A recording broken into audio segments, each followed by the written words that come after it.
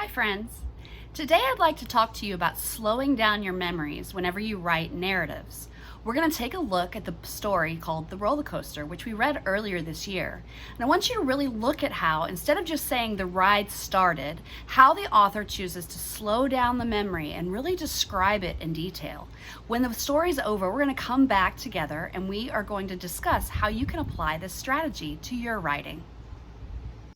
Roller Coaster, written by Marla Frazee.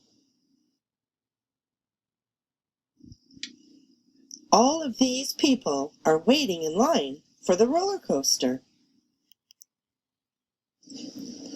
Most of them have ridden on lots of roller coasters. Some of them have only ridden on a roller coaster once or twice.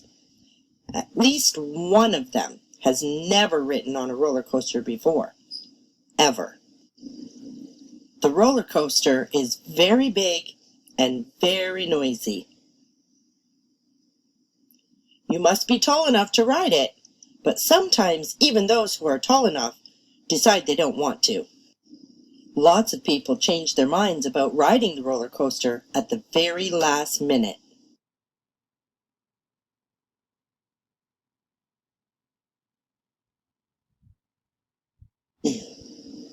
Finally, it is time to get into the cars.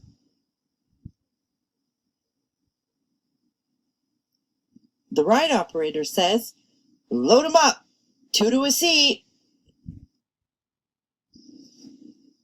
When everyone is buckled in, the operator rings a bell, and then he releases the brake. The train jerks forward on the tracks. Now it is too late for anyone to change their mind.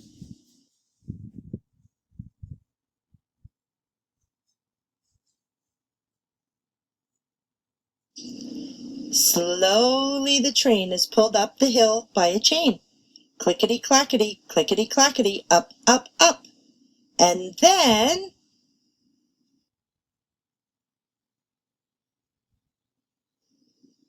whoosh!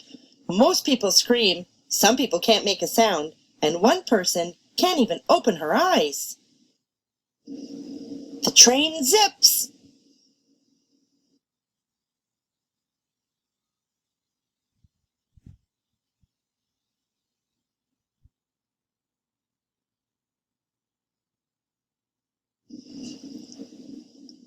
It zooms.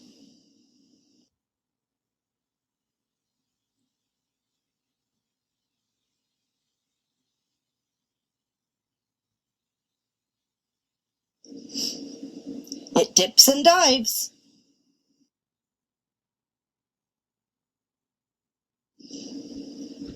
And goes all the way around. Whee!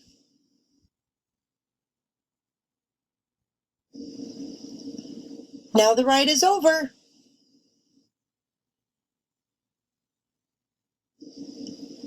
Most of these people are dizzy.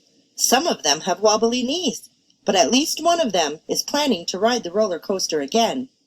Right now.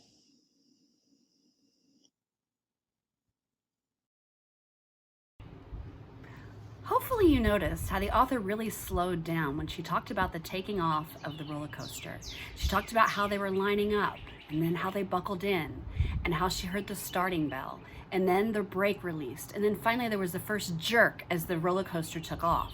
So that's what we want to do today. We want to try to find a spot and really think about, as we're writing, how we can slow things down and we can really be patient instead of going really, really quickly. Let me show you an example of a paper that was turned in to me, in a place where we could stop, think, and really slow down the action so that we can really show our reader what we want them to know. Today I want us to look at an action scene from a typical third grade essay. So in this one, we have a couple of sentences that tell us the action. We went to the zoo, we saw a lot, and then we left. Notice how quickly we zoomed through the action of this story. It's way too fast. So the strategy we want to consider today as we are writing is to slow down and really lend details to our action. We went to the zoo for Kendall's 3rd birthday. We paid for our tickets and got our hands stamped. Then we walked to the first exhibit, the cute sea lions. they were swimming around and doing tricks.